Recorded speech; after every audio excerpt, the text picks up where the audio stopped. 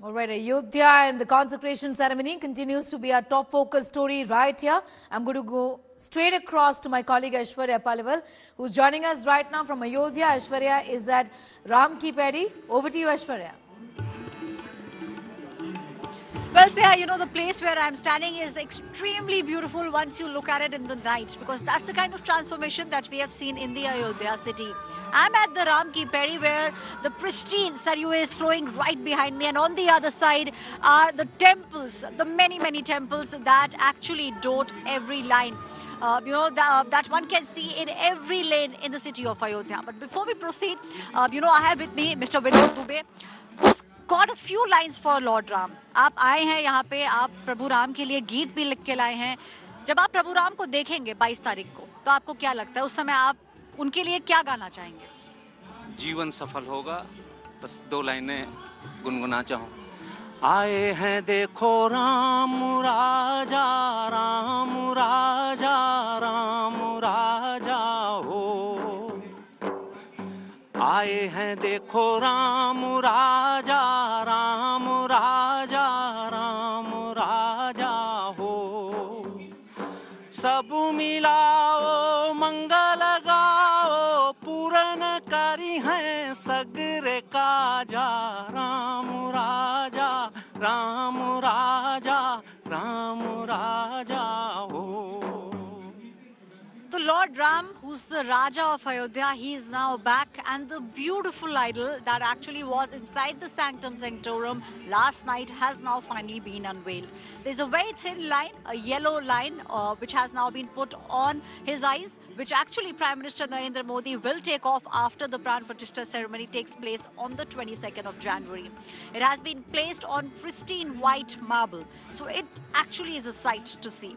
My colleague Gaurav Sawant is getting you this detailed report, all exclusive about what to expect from the Ram idol and what next will take place in the temple construction.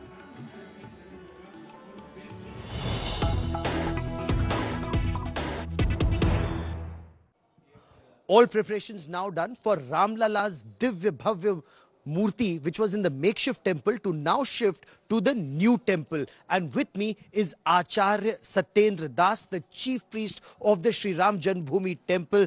Acharya ji, अब जो रामलला की मूर्ति जिसकी आपने 30 वर्षों से अधिक सेवा की, टाट के नीचे पड़े थे, उसकी सेवा की, अब उसे भी नए मंदिर में ले जाया जाएगा. आज क्या आखिरी बार इस टेंट में, इस मेकशिफ्ट मंदिर में पूजा है? हाँ, जब मूर्ति वहाँ से जाना होगा तो दर्शन बंद करना पड़ेगा, और भव्य मंदिर जो बन गया वहाँ रामलला जाएंगे, इसलिए इसका जो है दर्शन बंद होगा. और अब पूजा जो शुरू होगी दूसरे दिन की, वो उसी मंदिर में, वह भव्य मंदिर जो बन गया है और जहाँ पर ये नई मूर्ति की स्थापना होना है, उसी जगह छोटी मूर्ति का भी पूजा अर्चना होगा. आपके मन में इस समय किस तरह के भाव फूट रहे हैं, आ रहे हैं?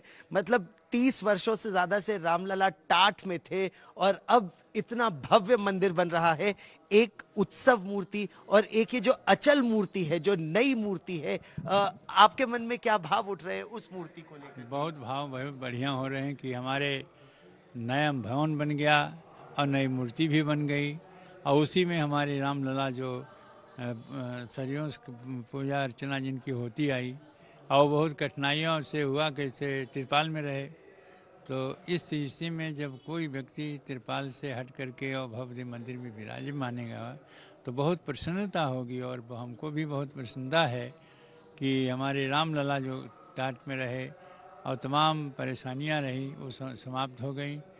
अब रामलला भव्य मंदिर में विराजमान होंगे, और उसी में जो नई मूर्ति है वो और पुरानी मूर्ति है वो, दोनों का जो है वहाँ पर पूजा अर्चना विधि विधान से होगा. और जिस प्रकार से जो एक पूजा पद्धति की, एक रामानंदाचार्य की पूजा पद्धति की पुस्तक है, उसी अनुसार सारी पूजा किया जाएगा. तो ये जो पूजा पद्धति है, क्या इसमें कोई परिवर्तन लाया जाएगा? हाँ, थोड़ा बहुत परिवर्तन है. परिवर्तन है कि ये दृष्टि से लिखा गया कि यहाँ राम की जन्मभूमि है, राम जन्मभूमि में बालक रूप में भगवान राम हैं, इसलिए इसी दृष्टि से पुस्तक लिखा गया है कि हमारे प्रभु राम छोटे हैं और छोटे की जिस प्रकार से व्यवस्था होती है पूजा अर्चना भोग राग, उसी प्रकार से वो पुस्तक लिखी है और उसी के अनुसार ये पूजा अर्चना होगी। और दोनों मूर्तियां, मतलब जो छोटी मूर्ति अभी जो टेम्पररी मंदिर में थी और जो बड़ी मूर्ति है, दोनों एक ही मंदिर में, एक ही गर्भगृह में एक ही साथ होगी? हाँ, एक ही गर्भ में रहेगी, एक ही साथ रहेगी और इतने बड़े वो गर्भगृह बना है कि सभी का समावेश वहाँ हो जाएगा, दोनों के पूजा होगी और दोनों के दर्शन होंगे।